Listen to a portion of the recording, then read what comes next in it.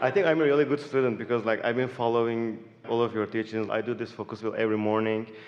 And the last thing I did this focus field for was about the money. I know that I have a good relationship with money, but I do this focus wheel every morning, me and my wife actually, and we did it for the lottery last time.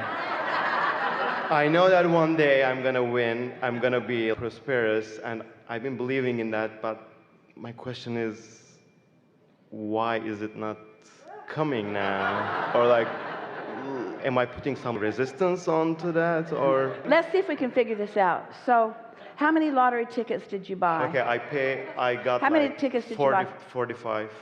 45 tickets. And how many lottery tickets were in the mix? How many billions of lottery tickets were in the mix? So, do you have any feeling of odds or statistics in your vibration? I mean, I was an engineer, so I know about that. Oh, really? Oh, really? So this very pragmatic engineer who knows the relationship between 44 and 4 billion. But I want to follow your teaching. I don't want to think about that statistics Well, thing. we want that too.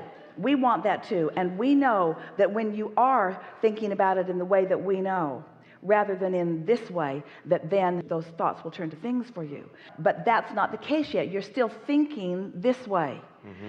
So you haven't lined up with it. If you're going to buy a lottery ticket, you got to line up with universal assistance, not with the statistics or the odds, you see.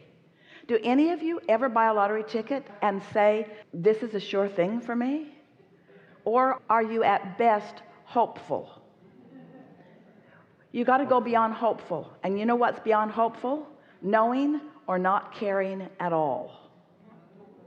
Knowing and not caring at all. Knowing that you're going to win, or it being fun and a game and it not really mattering. Because those statistics are active in your vibrational experience.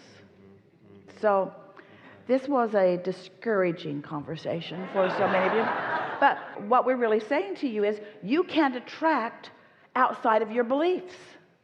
You just can't attract outside of your beliefs. And so you got to find a way of lining up with your desire, and then your belief is not opposing it. And then we've been talking to you all day today, all day yesterday, all day, any day that you're willing to gather and listen to us about how easy it is for you to win the vibrational lottery. And the vibrational lottery means you've hooked up with the energy that creates worlds. And specifically, anything that you want is focused upon by source, and it is a sure thing that it will come to be. Not a statistical odds against you. It is a sure thing that it will come to be. But it does require looking at life in a vibrational way. It does require understanding the way things work. What do you think the odds would be if you were to go to the edge of the cliff? There's one over here. Esther likes to stand there and watch the hang gliders just float away. What would the odds be if you didn't have your contraption and you didn't have a parachute and you didn't have an airplane? What would be the odds if you just stepped off the cliff of your just floating away like the others? What would be the odds? 0. Because law of attraction will do the thing that it always does. What we are wanting you to understand is that law of attraction is working for your good fortune. It is working for your prosperity, not against it. But your own beliefs, almost everyone, have been working against your own prosperity. And you can tell by the way you feel when you think about things like that, and you can tell by the way the words sound and feel as you speak them. In other words, it just sounds like the most incredible thing. Everybody's talking about the couple that won, and they're yearning to be that, but it seems like such an anomaly. It seems like such an incredible, iffy, chancy, risky anomaly. But this stuff that we're talking about is not risky and it's not chancy. It's sure. Once something has bubbled up and become a vibrational desire that you have realized, it is a sure thing. It's already so far along its progression that for it not to occur is ridiculous.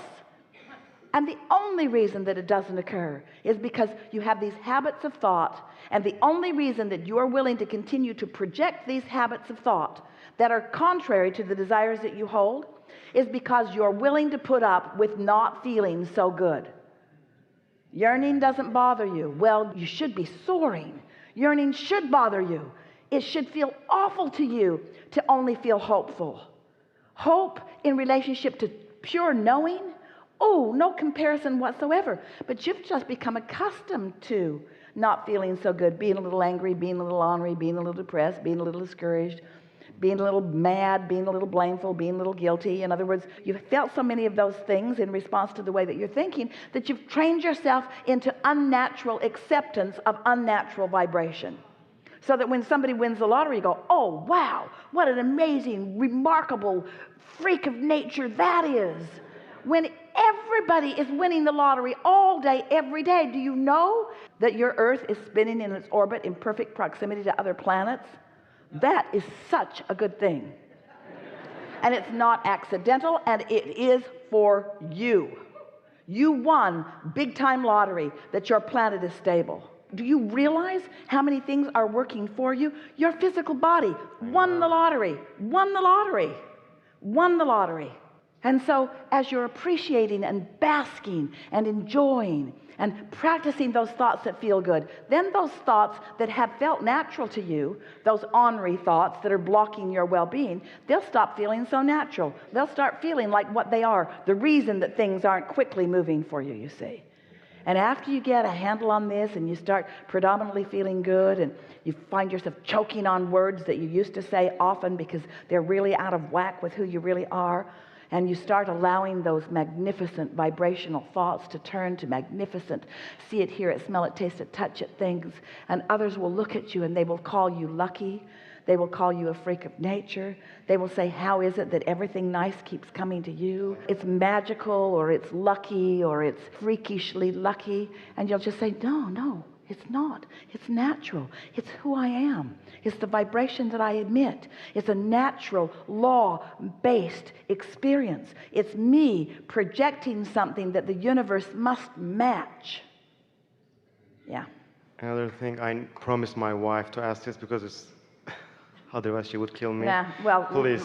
So be it. We've enjoyed this interaction immensely. Immensely. Yeah. Inside out. Inside out.